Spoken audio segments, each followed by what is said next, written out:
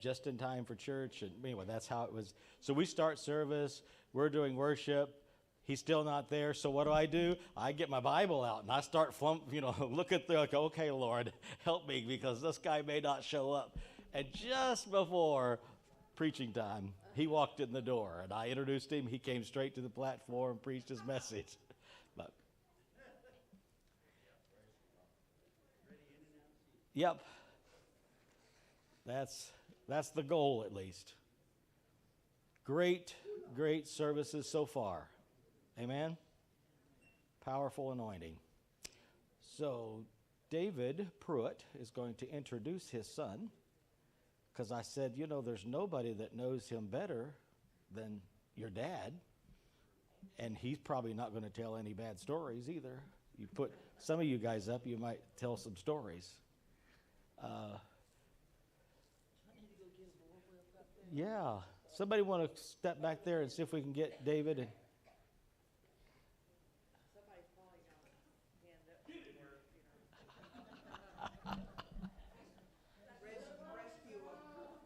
So when we break for lunch, ladies, you will go this direction. You'll go back. You have a special room. Your food is back there, everything. And Kathy Depew is going to be in charge. She's the MC, Master of Ceremonies for the ladies this year. Let's give Kathy a big hand.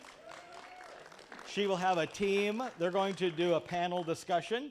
And men, we will go to the cafeteria, fellowship hall, and Matt Snyder's going to be in charge for there. Just not quite the applause. Did you notice that? Yeah, just kind of a weak applause. All right. David Pruitt's going to come, and he's going to give the introduction. As I said, David knows the speaker better than anyone, and he probably will be more reserved about telling stories on him. So I don't know. I guess this is the first time I've ever introduced my son to a crowd. So it's kind of unusual, very unusual. So my son, Lance Pruitt, he was born and raised in Alaska, where we have lived since '78. When he was young, he went to a Christian. Our church had a Christian daycare. We also had a Christian school. So he was raised in the Christian school at our church. And then about the time he was in like high school, our school closed, and we merged with another school, which was very traumatic for everyone involved, including Lance.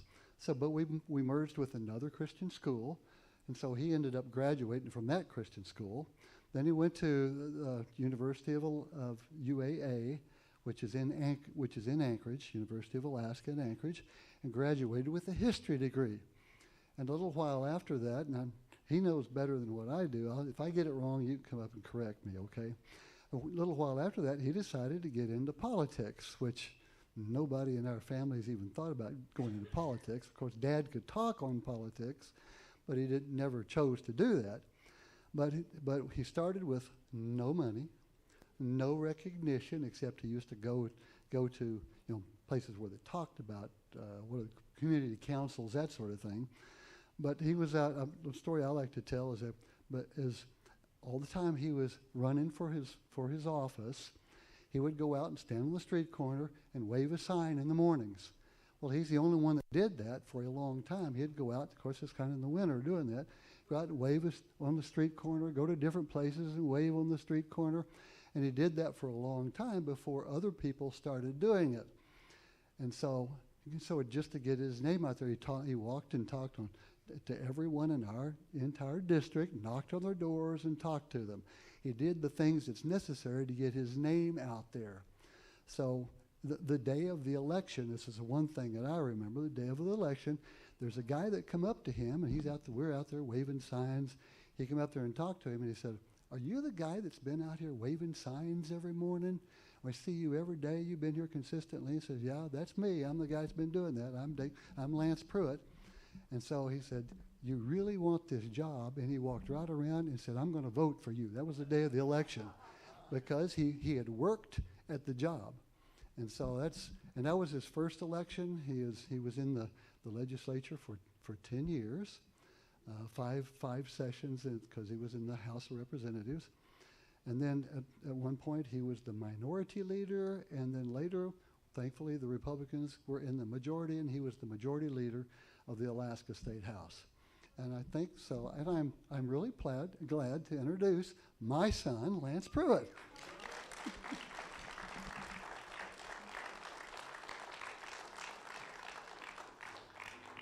If I got things wrong, you can fix it. Well, thank you, Dad. That is the first time I think that I've had my dad introduce me, and it's a pleasure to be here, and it's actually I have to tell you that getting here was not as easy as I thought it was going to be. So right now our family we still live in Alaska. But my kids go to school down in Florida, down at a school called IMG Academy. My youngest was recruited to play baseball there several years back. And after a couple years, we decided we didn't want our kids to be separated, so we put our other son in the school there. And so we go back and forth. I'm on a lot of planes. I go back and forth.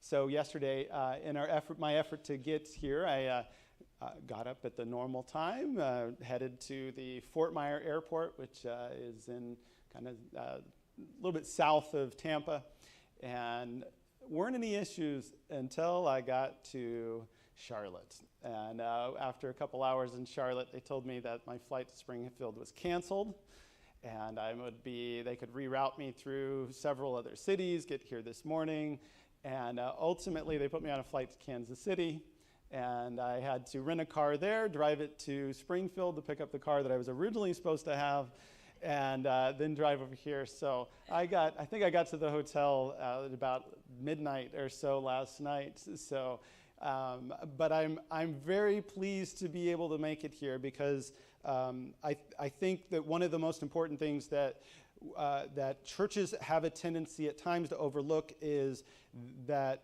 the involvement and why they should be involved or active in the political process. And so let me start off with, I'm going to give you a couple perspectives. One is, what can you do to help us? But we'll get to that. First, I want to start with, why is this even a conversation?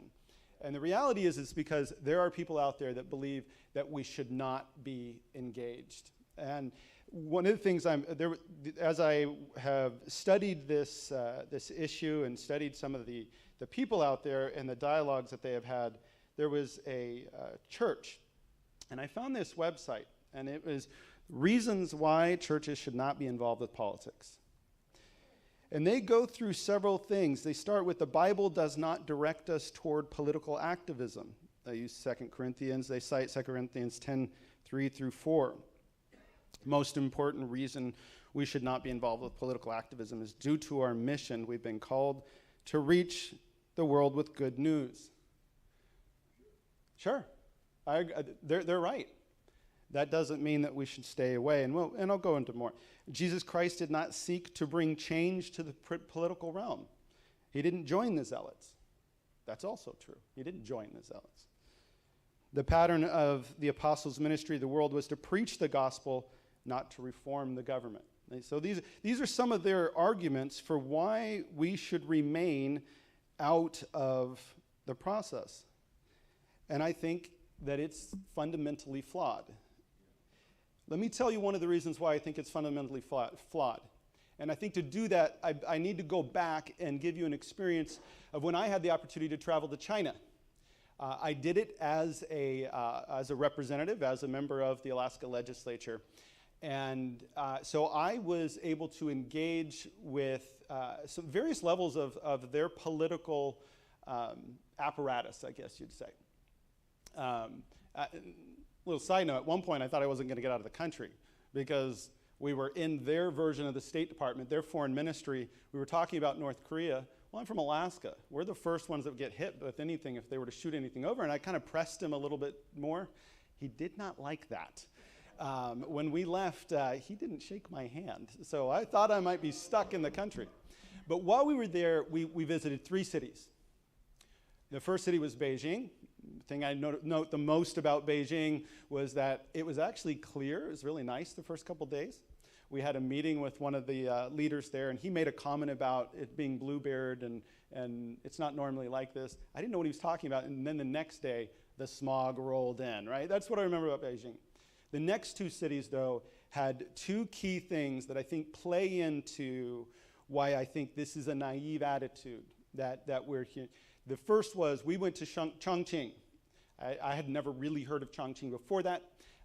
Some people, if you've studied history, you might remember it as being in World War II, it was the base of the U.S. operations. It's on the Y of the Yangtze River, and it is the largest municipality in terms of people in the world. I believe it's somewhere in the vicinity of 25, 27 million people live in this municipality. That was when I was there, which was about 10 years ago. They took us to a square, and you have to, Chongqing has hundreds of high-rises, and they're 50, 60 stories. They're huge buildings. And they took us to a square, and she said, the reason I brought you to this square was that I wanted to show you this building. And she shows us this building. This building is about half the size of all the other buildings. And she says, this building right here, which was still fairly tall, she said that was the tallest building in Chongqing 17 years ago. They had built all of those hundreds of buildings in those 17 years. The next place we went was to Shanghai. And if you know anything about the Chinese, they really like their dioramas. They really like to show you in a format their cities. It's almost like they like to play with Legos almost, but they like to show you their cities. And at this location in Shanghai, they were talking about their subway system. And they said, listen, in the last 14 years, we built 14 subway lines. And in the next 7 years, we're going to build 7 more. If you were to go to China right now as a Christian, and you were to engage, let's say you were to meet other Christians, there is a high likelihood that they would talk to you about the social credit score. The social credit score is something where you are given a number. You are given they have assigned you with something based on your engagement in the public. And it can impact everything that you do. It can impact whether you can get on a train. It can impact whether or not you can leave a certain area. It can impact whether or not you can get a job. Those things are said, and the people that are impacted the most are the Christians. You'll find many homeless Christians because their social credit score has impacted them. If a country that is as powerful as I just mentioned to you, that is growing in the way that they are growing, and that is the reality of what Christians face, why in the world would we sit around and just allow this to happen? We can't. And the argument of you should stay away from these things, what that ends up, that is an attitude that if you're not willing to have a conversation about the political reality, the ability to be able to engage people and have those conversations. I mean, we can get into India, we can get into other countries where Christians do not have the opportunities that we have. If you're not willing to have the conversations in a place that is as free as we are, then you're probably going to struggle to have the conversation about that's a sin. That's not okay, and that is something that is separating you from being close with Christ. And so as someone who, we talked about politics, but not much really in my family. When I got into it, I think I surprised everyone in my family. Where did this come from? As someone that got into that, it didn't come from we're shoving this onto you. Instead, it came from, it was an organic thing that I need to do something. And so this generation that is coming up, they are more politically engaged and active than any other we've ever seen. To a degree, politics wasn't talked about in many cases. It wasn't necessarily, you might talk about it at your dinner table, you might talk about it at a Thanksgiving, but it just was not talked about the way that it's talked about today. And you have an active and engaged youth, And if they're not hearing about these things in church, if they're not hearing these things from the Christian basis in their families, then they're going to get it from somewhere. You might not like what they end up getting. So let's talk about, okay, some people will argue, well, the Bible, it shies away from politics. And that is so far from the opposite of the truth. The Bible is a political book. It's a political book. Let's start with Moses. Let's start. Moses was in the court of the pharaohs, right? He was not some outside guy that just, or said, hopefully we hope this is going to happen. He had to actively engage. And one of the reasons he was successful at engaging is because he had a relationship with the people that were there, which is another key thing I'll get into later. There was a relationship. And when God called him, he called someone with a relationship who could have the conversation and understood the things that they dealt with, the idiosyncrasies of the political realities of the day. He understood those things and he actively engaged, right? Even prior to him, of course, we have Joseph. He shouldn't be active in government. He was the number 2 man with a faith in Yahweh, in the midst of a country whose identity was based on their false gods. He had his own monotheistic God and was able to move into the number 2 place in that country. It's a powerful statement for you should be engaged and you can be engaged. And you have the ability to be engaged even if it seems like the odds are against you in our political realities. So let's also talk about how politics can also be, if you're not listening to God and you're not in tune, how it can affect your ability and actually take your life away. And let's talk about Saul. King Saul was instructed. He was instructed to destroy his enemies. There's actually a kind of an interesting show out there right now. It's called House of David. They use the Bible. They also use some things from the Talmud. So there's some things you might not read in the Bible. There's some things that kind of need to do your research and go, is that really true? They imply that David was actually an illegitimate child, which is more of a Talmud thinking. Anyways, they do a really interesting job of talking about Saul using the spoils that he was not supposed to take to help him in his effort to gain favor with the tribes of Israel. So he got in, so in a political, I want you to like me. I want you to keep me as your king. I want to be loved by you. I will take the spoils over here that God told me not to take, and I'm going to distribute them out to you. I'm going to make you wealthy. I'm going to benefit you. Well, God told him not to do that. He was disobedient. And in turn, those spoils led to the end of his line, the house of Saul being, of course, eliminated, and the house of David coming in. And of course, David, very powerful statement and conversation comes from David and his interaction in politics. Everything he did was political. Everything he did was political. And at the same time, those politics, he got to a certain point where his politics and the things that he had to do also force him to accept that he couldn't do certain things, which included building the temple that he wanted to build. Right? That was left for his son. Now his son, his politics went into he got married to many different women.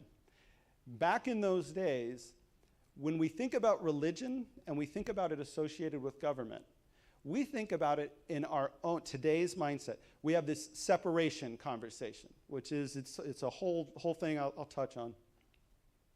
Back in those ancient times, religion and your identity were hand in hand. So the Israelites had Yahweh. The Philistines had Baal. we go through each of the individual groups, and the identity of those groups was associated with their gods or their false gods. And in many cases, it was multiple gods. When Solomon brought those individuals, those women, into his court, he wasn't just signing a contract saying, "Hey, we're gonna create a treaty, and in this treaty, we're not gonna fight each other. Therefore, I'm gonna marry your wife," which was, of course, we see that for many thousands of years afterwards. He was also bringing into what she identified with, which was the false god that she ended up bringing into his home, and he allowed that to influence him. That was actually, he allowed the politics of the situation to impact him. He allowed that separation to be there. And that's a really, it's a really important thing to consider as we talk about how you can support the various people who are in politics. We can continue. We can go down. We can talk about Daniel, also another situation, very powerful and very political. Hezekiah. I mean, Hezekiah played the court game. Hezekiah was the cupbearer. So think about it. If you're the cupbearer, that doesn't just mean you're taking a sip to make sure they didn't poison him. You don't want to be poisoned yourself.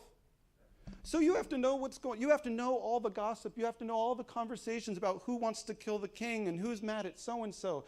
He had to play politics at this high level so that he didn't die, right? He was not separated from it. And that, of course, is again back to relationship.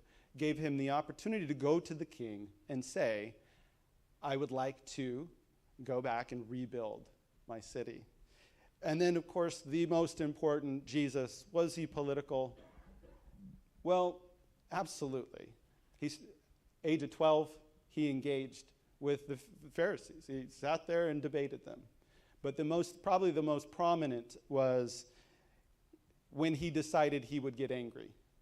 He walked into the temple and he overturned the money changers. And I think, let's go back to, we heard earlier, well, he didn't join the Zealots. You're right, he didn't join the Zealots. But he at times and appropriately decided when he was going to engage. And when he engaged, we see that he changed things. He changed the norm. So, in light of that, we know the biblical, let's step in. Well, we're in a country and we've got separation of church and state. Churches aren't supposed to talk about those sort of things. Well, let's talk about the origin of that conversation. Of course, the origin of that conversation is Jefferson in his letter. He talked about the barrier. He talked about the wall that was in place, and of course, ultimately, when he wrote the Virginia statutes that led to the First Amendment, he was referencing something that we don't fully understand. He was referencing state-sponsored of specific churches and specific beliefs. Very different from what the conversation was. He was saying, we will not say that you have to be a Presbyterian, you have to be and it was actually the Anglican Church in Virginia that he was writing that about, right? So that conversation was separate from what we have brought into. Actually, what he said there is enabled us to be here as full gospel Pentecostals. Because if it hadn't been for what it was advocating for, we might find ourselves in a state where they said that this is the church we identify with, you have to be a part of this church. It would have limited the ability for us to freely engage in the things that we believe are the right direction, and allow for that disagreement, allow for that debate, allow for that opportunity that we have to be able to talk about our faith in the way that we are comfortable. So, okay, we've touched a little bit on why there's the opportunity and why, but let's also talk about. There's a lot of people say, well, we got to stay out of politics because it's dirty, it's ugly, it's never been worse. if we do that, we can't be, it's never been this bad. Well, I want to talk about two great American forefathers, John Adams and Thomas Jefferson. They had one of the nastiest campaigns this country has ever seen. Things such as Jefferson's teams called Adam his rotundity. They called him a hermaphrodite. They said that Jefferson supported prostitution, incest, and adultery. It was so bad that there was talks about dissolution of the Union, and 2 states said that if Jefferson didn't win, they were going to separate. Right? Let's go forward about 40 years. And the Brooks-Sumner affair. So in Congress, there was Representative Brooks was a member of the House from South Carolina, and Senator Sumner was a senator from Massachusetts. Senator Sumner was very much anti-slavery, and he spoke very passionately about that. Well, Representative Brooks did not like what he had to say about his cousin, who was a senator from South Carolina at the time. So he walked onto the Senate floor and took his metal-tipped cane and just started whacking Sumner in the back of the head. He hit him so hard and he just kept going, and then literally walked off the Senate floor afterwards. It took years for Senator Sumner to be able to recover from that. He could not come back to the Senate floor. On top of that, they both became heroes in their own right. Brooks was never arrested for that, despite the fact that people watched him and witnessed him do it. The House tried to censure him. It didn't work. He resigned and got reelected. It was a very nasty time, and of course it led to, that was part of the realities of course, what led to slavery in the United States. We have absolutely had it much worse in our country than we have it right now. So that idea that we can't engage, we can't be a part of it because it's gonna create a toxic environment, it's a false notion. It's a false notion. So churches, what can they do? What can you do? What can you do for the people that are that have decided they're going to step up? Well, the first thing that churches can and should do is they should talk about voting. That's probably the simplest thing that I could say. I was counting as I drove over here, right? I'm saying this in an area of the country where there were 5 churches between the off-ramp and where I am here today. You would think that you don't need to tell churches this thing, that this is why would I even have this conversation? But the reality is that so many Christians stay at home my numbers were old. I think it was somewhere in the vicinity of 60% of Christians vote. They are not encouraged to in some cases. They are scared to. They feel that there's no reason to. They feel that they can't affect things. There's so many things, aspects of the apathy that they don't do it. The first thing you can do is say, hey, vote. In Alaska, we have a system. It's called the automatic voter registration. So every year we get our permanent fund dividends. So that's a whole interesting thing that we could talk about another time. But every year we give checks that come from the oil wealth in Alaska. We give it out to each member of the state. You have to sign up for it every year.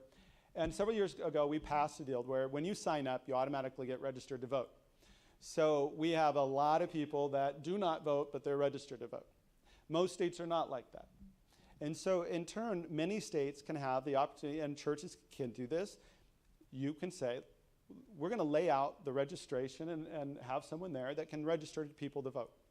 It's a very simple action. It's a very simple activity. But if you can't vote when you show up at the polls, then that's a no for whoever they were supporting, frankly. So get them active before then. Have those voter registration drives. Set that in front of them and have them move forward with that. And of course, I know there's some legislation trying to make that a little bit more robust process, but it's still a process that churches should actively engage in.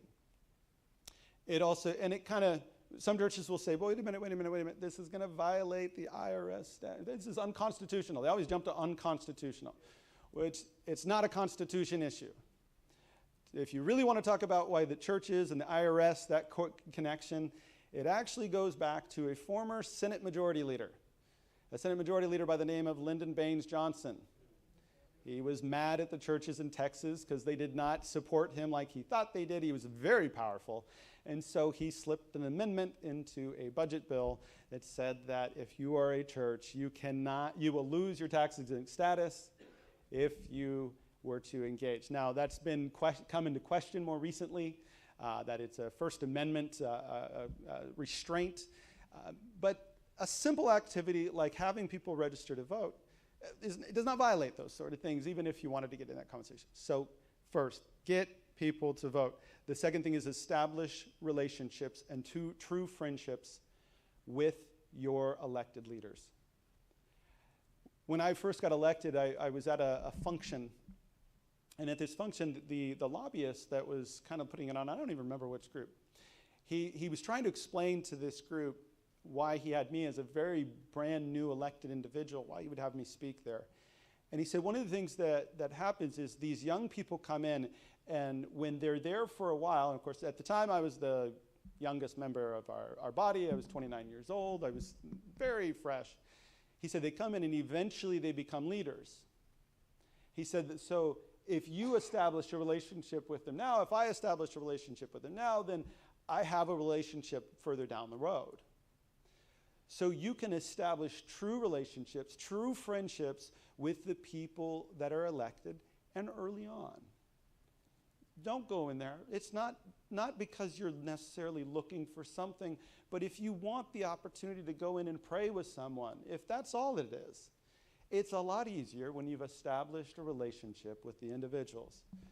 We had one lady up in Alaska. She's from Palmer. She would come down to Juneau every year, and she would pray. And she started my very first year. She came into my office, and every year as Nancy came in, there was a deeper relationship that grew because she had started early on, building a relationship, asking me about the things that were important to me, asking me about what I needed prayer for, the challenges I was dealing with, and because of that, it gave her a greater, anytime she would come, we would make sure that, let's carve out some time for Nancy, right? So build true, lasting relationships.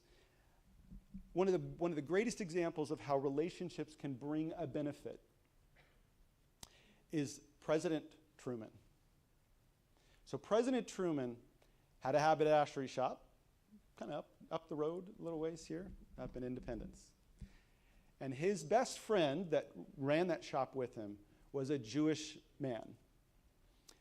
And that deep relationship with his Jewish friend, after we had become, now we're the end of World War II, we are the most powerful nation, and everyone's trying to figure it out. The Palestine problem. What do we do with this former British protectorate that is in disarray and that the British are saying, we're wiping our hands of this? What do we do? And he went back to his relationship that he had with his business partner at that haberdashery shop. He said, Israel needs their own place. And the country of Israel truly exists today because of a relationship with an individual who, I promise you as business partner, never figured that Truman was going to be president. Never had that in his mind. But the relationship early on gave the opportunity for later on that he made one of the most important decisions, I would say, that has ever happened, and is still obviously something we deal with every single day. Understand what drives your political leaders. That's another kind of thing that I think some people, they think that political leaders all want the same thing. And it's not true, and it's not true for multiple reasons. When I was very early on, probably about 3 or 4 years in, I had a group from Washington, D.C., came to Juneau to meet with me. They wanted to encourage me to run against my current House rep at the time. They wanted me to go to Washington. And I looked and I said, listen, man, I got 40 people here, and I want to wring their necks sometimes. How in the world do you think 435? Like, I don't know if I'm ready for that. And he goes, hold on. He said, you got to understand, there's only about 120 of those that actually really matter. The rest of them, they're just there. And I'm not saying that to disparage, because it is the process that we live in. My point is that there are a huge, there's this wide range of why I'm here. Some are driven, they want to be the Speaker of the House. Some are driven, I want to be the head of appropriations. I want to be in a power position. There's some people that just love the fact that when you walk into a room, oh, hey, representative. Hey, congresswoman. They love that. I did debates with some individuals who were running for Congress, and they were nervous, and they were shaking, and I said, you've got to stop this nervousness, because that person you're running against, this is the best job they've ever had. They absolutely love the fact that everywhere they go, someone says, hey, the congresswoman's here. I said, why are you scared? Because they're more scared of losing your job. And, didn't help. He was still nervous. But the point is that there is a huge band of what drives people. Some people start, and that's not to say, it kind of almost sound like, all politicians are bad. That's not true. You've got I had a friend, he ran for office because his brother had been killed, and he wanted to reform the criminal code. That's why he got active. Now, while he was there, he ended up learning a lot of things about oil and gas and other things that are important to Alaska, and he was a very smart guy, so he became very good at those things. But the initial reason he got in, and the reason that he was so passionate about it, and he actually got an amendment to our Constitution, which is very hard to do in Alaska, passed, which was a victims' rights amendment, because his brother had died in a very brutal murder. People that knew Ralph understood what drove him. Understand what drives the people that you are engaging with. Learn what it is that they're passionate about. Learn what their reason for why they did this. Why are they there? That will go so far to helping you be able to engage and relate with them. Be citizens. Be citizens. One of the most important things for any leader, if you are out there and you're mayor of a city, you're whatever the position is, one of the most difficult things that you can deal with is you can deal with an electorate who thinks that, well, government's supposed to fix it. It doesn't work. That's not the way that we're not designed that way, one, and do you really want that? Be citizens. Churches, I would have churches, this was a challenge I dealt with. I had churches that would come into me and they would ask for additional funds for whatever the pet project they were working on was. I wasn't against it, but I was cautious about it because what I saw from some of the churches was, you're going to get addicted to what you're asking for. And I started to see that with others that came in. They said, we're going to set up this particular ministry. And if you give us these funds, you give us these contracts, we will be able to take care of it. In doing that, they then switched from when looking at me, for example, as a policymaker, as someone who, hey, I'm going to start with you're a Christian and we agree on these issues. They switched to, we now have this interest and this is now driving my decision making. It was actually churches, it was ministry organizations, and I saw this shift. It's like, so you're supporting people that do not actually support some of your issues, because you have now allowed yourself, instead of being the citizen that's actually out there saying, we're going to provide these services, we're here to support you, you have now said, well, send it to us, and we have become, I don't want to say addicted, but we have become comfortable with the situation where you are participating wholly with us. Become citizens. Part of becoming citizens is by getting involved. Every city, every community, every state has different ways for people to be engaged. In the city of Anchorage, I was active early on in our community council. And one of the reasons I got active in our community council is I went to my pastor and I said, you know, I think I'm supposed to run for state house, but I don't know what to do. And my pastor said, you know, we've got this community council. Why don't you go, and why don't you show up, and why don't you get engaged over there? And I did. I showed up and get there. First day I show up, they're like, hey, and I say, I'll go up to the president and I say, I want to get active. She goes, okay, we have this opening and this thing. I want you to do this. She plugs me in immediately. Next thing I know, I'm on the board of the community council, and I'm their delegate to another body. Just plug me in immediately. Those community councils at Anchorage, every single month, they have the meetings, and every single month, the leaders of the community go there to hear what they have to say. So what they're saying is what is being heard by the people making the decisions. And if you're not engaged and you're not there, they're hearing one side. They may not be hearing the side that you feel they need to hear.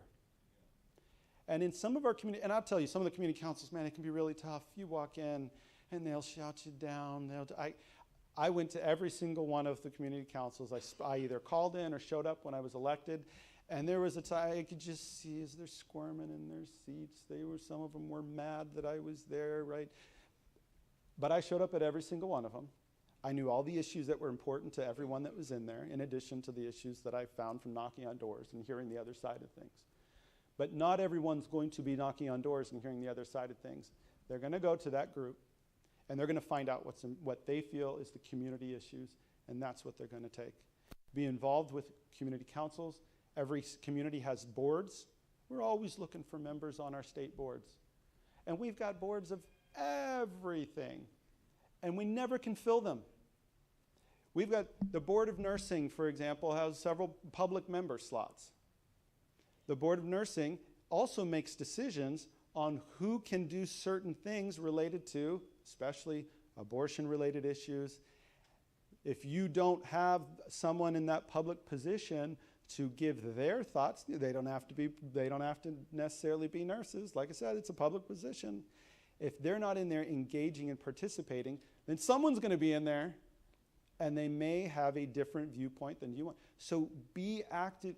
Make yourself available to be on these boards, be on these commissions. I understand, do they take time and do they take energy? They absolutely do. I'm not going to underestimate that. They absolutely do. And what I found was that there were a lot of, one of the reasons that I would see people that had opposite views of the church engaged in politics was because in the church, right, what are the three things you need in both, right? You got your time, your talent, your tithe. Well, in the church, we give our time, our talent, and our tithe. The other side doesn't have that to give. So they tend to give a lot of time and their talent and what would otherwise be tithe to the issues that are important to them. And because of that, they tend to have, it becomes very difficult sometimes for those of us with where I came from. I know I remember talking to a former Speaker of the House, and she was saying, I happened to be a conservative she goes, conservatives will say you need to run, and then when it's time for them to give you money and run for this, she goes, they won't step up. And I was like, that can't be the truth. And I found her statement to be more or less true. I was outspent every single election by multiples of, I think the last one, I think they spent somewhere in the vicinity of $750,000. There's only 16,000 people in my district, where I had about 150 probably spent for me. Every time I broke 3 records for the amount of money spent against a candidate. They were spending it against me. They did that over and over and over. That time, the talent, the tithe, it is absolutely important that we recognize that there is a balance there. I'm not telling you not to tithe. I'm not telling you not to give your talent to your church. But I am saying that it is an extra effort if you're going to engage in the political process, that what you're committing to your church and being active means you're committing a lot more than the people on the other side. It's a huge effort. It's a lot of work. One of the other things I think is important is entrepreneurship.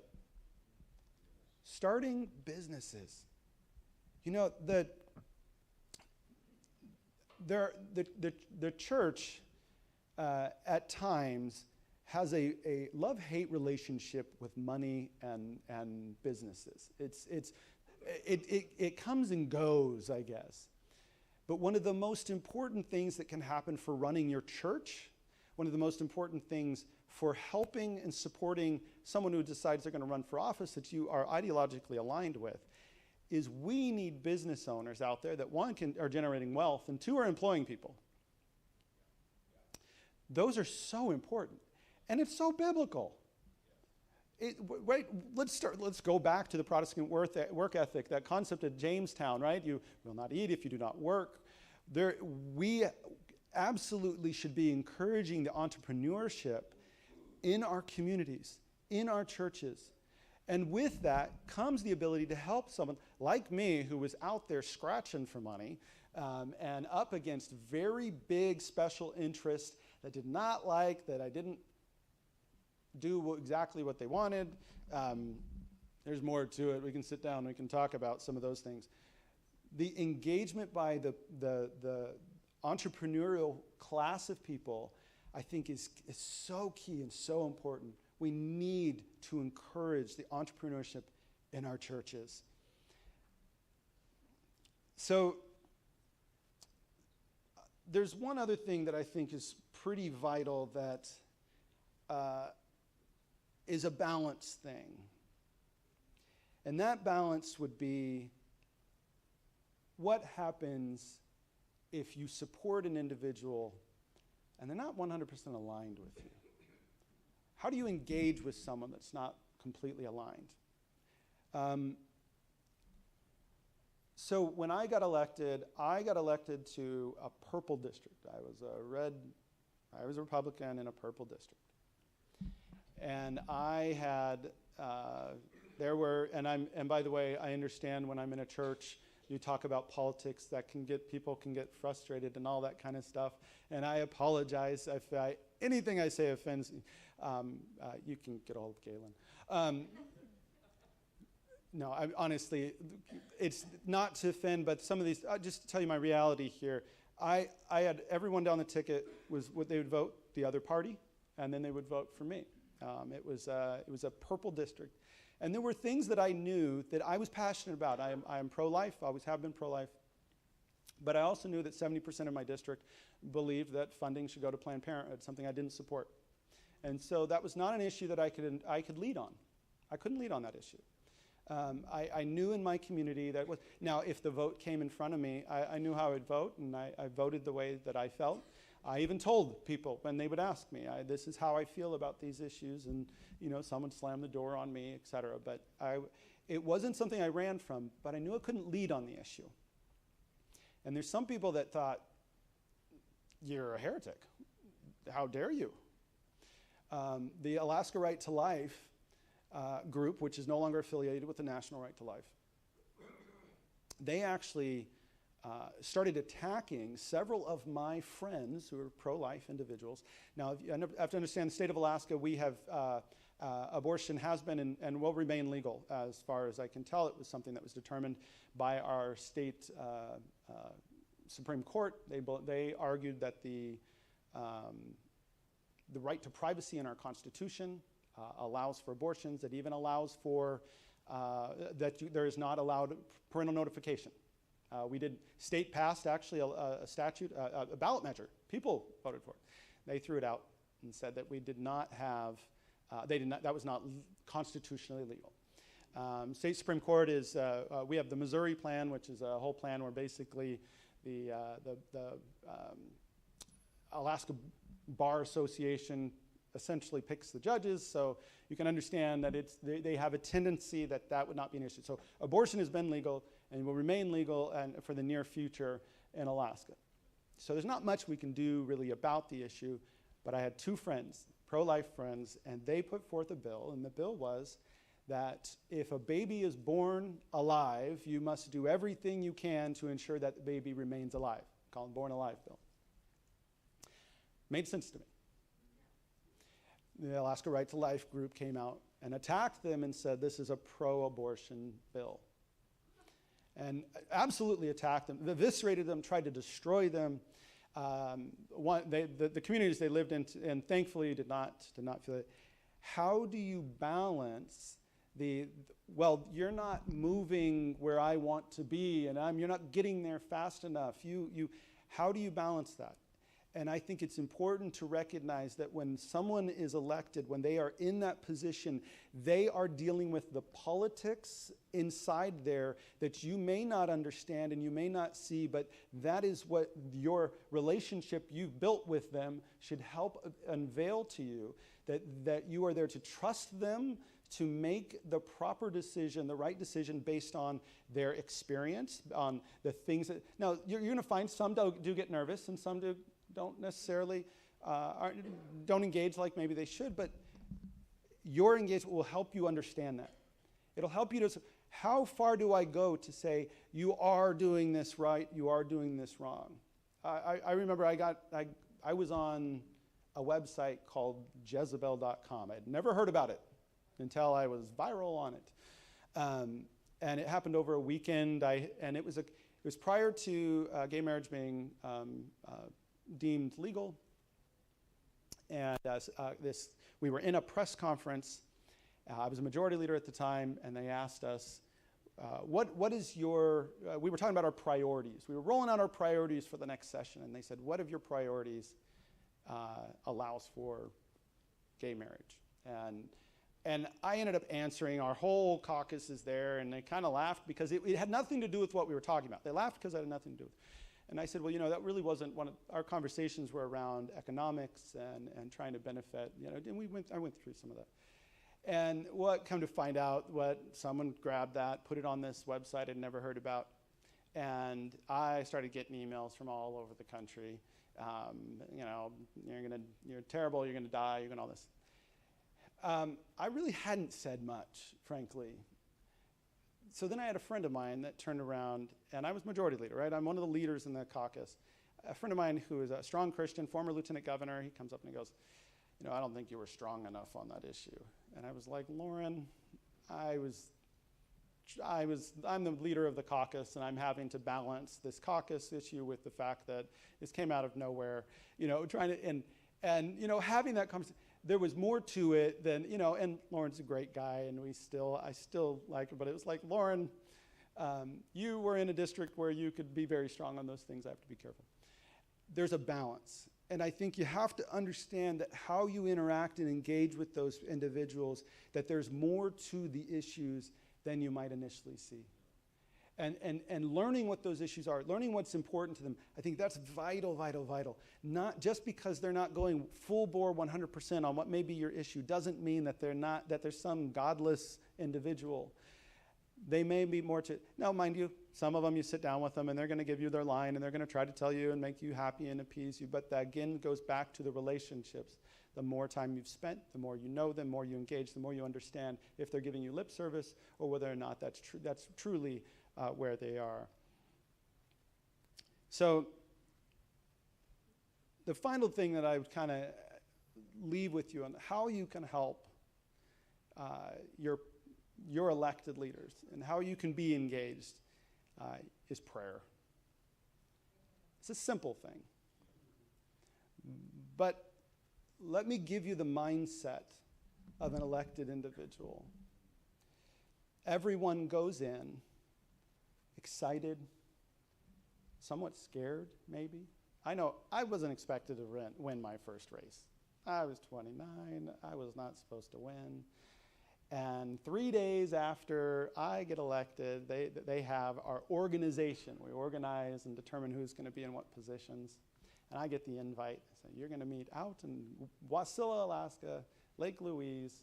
We're going to have our organization meeting. I don't know anyone. I don't know anything. I walked into that room. We elect the speaker who had been already the speaker.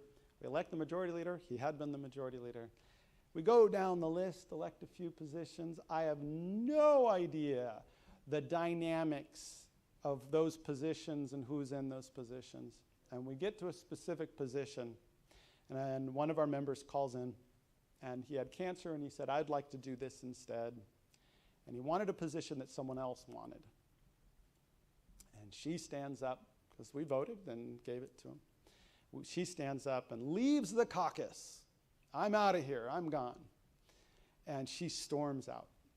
Well, she had a relationship with the majority leader who was married. And he stands up and said, I'm resigning as majority leader and give her this seat, these positions, and storms out. And so we had 2 members leave because they didn't get these positions. And I sat in that room, and the walls started to close into me, and I started to go, I don't know if I can do 2 years. I don't know if I can do this. It was nerve-wracking. I had no idea what was going on.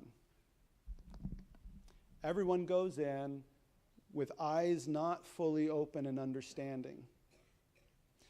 But as they're there, some handle it different than others.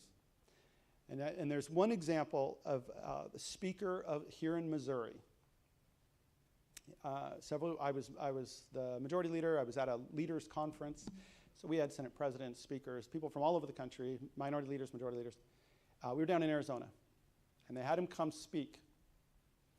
And when he tells his story, he said, I was the speaker in Missouri, and Missouri has a term limit, so he was in for 8 years. He goes, the first 4 years, I was in the minority, and after 4 years, we changed it, and we moved to the majority, and I became speaker. And the reason they had him speak was because his story was of a man who had gone from just a regular guy to being elected to, by the end of his time, being indicted and losing his family. He said, when I was initially elected, he goes, I was in the minority, but I became speaker. He goes, I went from being just regular Joe to being the smartest, sexiest thing that anyone had ever seen. He goes, everyone, the lobbyist, everyone, they thought I was great. He goes, and I could do no wrong. He said, so it got to my head. And I went into the Senate president's office, and he took an action that was illegal as anger towards someone, a power play he was trying to make. And that ultimately led to his indictment. I believe there were other relationships he allowed to also interfere. And what can happen is that individuals start with a passion for whatever it is. And as you're there and people come and say, you are great, you are awesome, it gets to their heads. Right? That's exactly that's what happened to Saul, King Saul. He was the regular guy from the small tribe of Benjamin, and then he became the king. Everyone adored him, they loved him, and now he no longer needed to follow what God said because it was not about God, it was Saul. It happens way too often. And so that prayer for the individual is important. Once he was no longer speaker, he said, I was no longer speaker, and I went back to being as dumb and ugly as I was before. He's like, no one cared about me anymore, right? It was an artificial, that's why you find some people don't want to leave. They want to stay for a while because they're afraid of no longer being called congressperson, representative, whatever it may be. They don't want to leave that position. My congressman was the only congressman I had until about 3-4 years ago when he passed away. And he was at a point that the only reason he wanted to be a congressman, and still is he wanted to die in office so that he could lie in state. And he didn't get to lie in state in the rotunda. They did lie in state in the old House of Representatives, so he kind of got it. Pray for their humility, pray for them, and pray for the things that they are getting and they are engaged. People are coming at them with things constantly. They're puffing them up. Those lobbyists are paid. And there's some very great, nice lobbyists that I knew that were honest, but there's many that aren't. That you get a combination of both, but their job is to say, you are the greatest. And it is very easy for those things to get to people's head. The more you say, you are king, like they did to Saul, the easier it was for him to say, this is not God, this was me. Right? Pray for your elected individuals. Whether it's in person, whether it's from afar, whether you agree with them or not. Right? There's a lot of people that were angry at Biden. There's a lot of people that are angry at Trump. They've all done good and bad things. There's things we can agree with. There's things we can disagree with. I don't care if you're passionate about one or the other. They are in a position of authority. And don't you want them to do the right thing? Don't you want to pray for them to do the right thing? Why is it that we turn and go to a passion where I'm going to tear down the one that I don't want, instead of saying, I may disagree, but I'm going to pray for them? Right?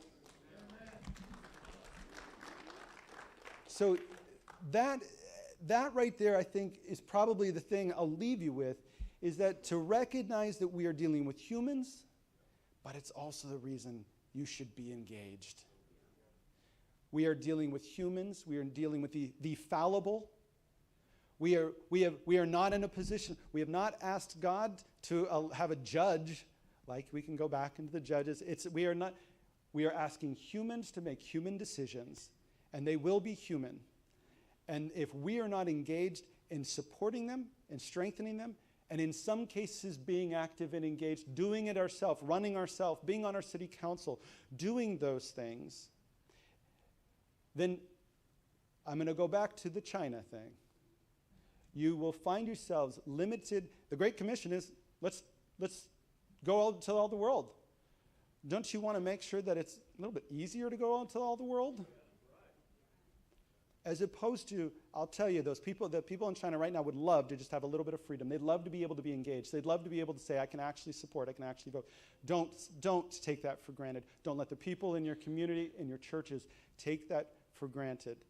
We still can go out there and influence the system. We can still be a part of saying, hey, I want to be able to worship, and I want to be able to go out there, and I want you to be able to learn about this Christ and who has saved me. So let's be engaged. And let's pray for the whole system. Thank you, Galen, for giving me the opportunity to be up here and share. Great job. Thank you. I endorse everything he said. And I'll speak for our executive board. We endorse everything that he said. I'll go back in history real quick. Served at church and as an associate pastor, and we really caught this vision of putting Spirit-filled believers in positions in the county. And at one point, our one church had 27 offices and committees and boards in the county that was occupied by a Spirit-filled believer. The mayor was even not at that point, but later but it was just, we want to influence. The world is always influencing. The world is always pushing. But we as the church should be the influencers on boards and committees and so forth in your city and your county. And I know some of you guys have done that. I think, Mark, your church at one point had a majority of the school board, didn't you? Yeah, I believe so. I believe in McDonald County, 2 out of the 3 commissioners were part of an FGEA church for that county. And a senator. Different ones. So I thought, and FGEA for a number of years had a state representative in Kansas who was a minister that was on that. So I believe in that. I believe it's important that we take this back and lead in our communities, lead in our churches, lead in our ministries. Actually, it was Mariah's grandfather, Kevin Logan. He met with me one time several years ago, I don't know, maybe 10 years ago, and he talked about, he said, I go to D.C., and as he's going as a lobby for where he worked, I guess, and he said, I go in there, and all of these immoral, ungodly, unbiblical people are banging on every senator and every representative's door for their liberal agenda.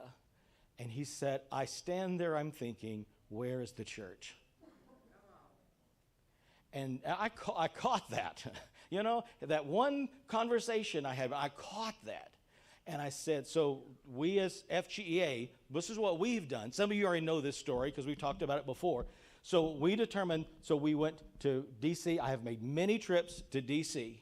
I've made many trips to Little Rock, where I live in Arkansas, and walking the halls, knocking on doors, praying with. I rarely initially deal with any issues, okay? It's, can I pray for you? And I don't mean that just as a line to get in, but we need to be praying for these men and women that are in those offices. So we go to D.C., just walk the halls of the Senate. Well, first I would always walk around D.C., around the mall, just praying in the Holy Spirit, and then going floor by floor to the Senate and House buildings, office buildings, and knocking on the door and saying who I am. You know, our representative and senators in your state, I would go to them. Sometimes I got in and sometimes I didn't. One party, I got in a lot more of that political party's door than the other political party. But we knocked on both doors, every door. And so they would know we are here representing FGEA, explain who we are, and that we have churches in your state, we have ministers in your state, and we'd like to pray for you. And so we would do that, and I did that. I don't know how many trips, going, praying, believing. We have an open door there.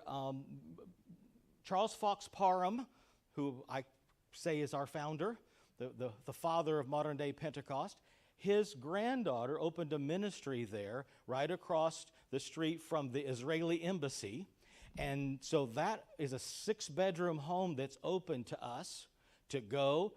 The board has gone there and stayed there at the house, and there it's open for us to go, and it's a launching pad, a place for us to stay. There is a chapel there where we pray, so we can do a launching pad into D.C. ministering. So many times we have, I've done that, and the board has been with me as we've built these relationships. What is amazing, and so many things that Lance said that just really connected, because I contact and build relationships, we as FGEA building relationships with these people, and then they know that we are praying for them. And so many times I'll get an email or a call from a representative or a senator and said, I need you to pray with me. This is an issue. I am the minority. I am probably going to, not win this vote of whatever it might be, but I'm going to stand my ground. Would you pray for me?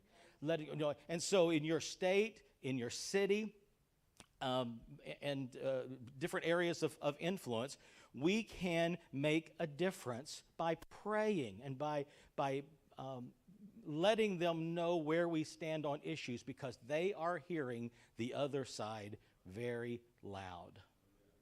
And they might be on the fence about some things, and your telephone call, your email, your text could make a huge difference just to encourage them. So Lance is going to be with the men for our men's luncheon, and also 2 other guys that is with us. And I just forgot the sitting mayor of Webb City is here with us, and right there, he's waving at us right there. I've talked to him on the phone several times. Name just slips my mind.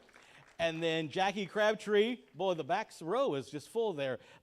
Jackie Crabtree, mayor of Pea Ridge for many, many years, he's going to be on the panel as well. So if you say, I would love to ask questions to Lance, well, gentlemen, we'll have an opportunity just in a moment to do that. So right now we're gonna stand and we're gonna pray and ask God's blessing.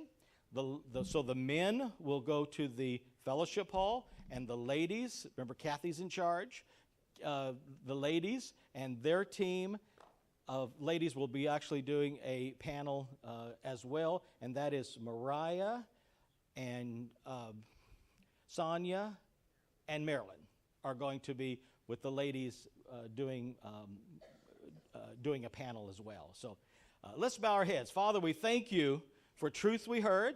We thank you, Lord, for the freedoms that we have in our nation to make our voice known and to influence those who are making decisions. I just pray your blessing upon all of our senators and all of our representatives, all of those elected officials, Lord, that you will empower us so that we might encourage and strengthen them, I pray. Bless our food and the time that we have together in fellowship. Amen.